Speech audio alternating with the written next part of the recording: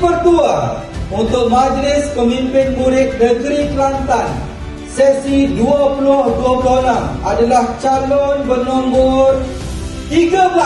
Berikan.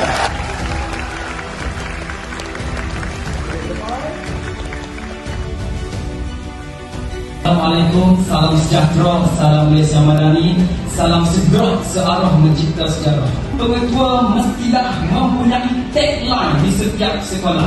Seperti mana yang saya kaitkan tadi, segerak searah mencipta sejarah. Sebagai contohnya, kelima-lima ciri murid sejahtera. Kita semua menyegerakan kelima-lima itu dan jika kita mencipta sejarah baharu di masa hadapan, kita dapat meningkatkan tanggungjawab sesama kita.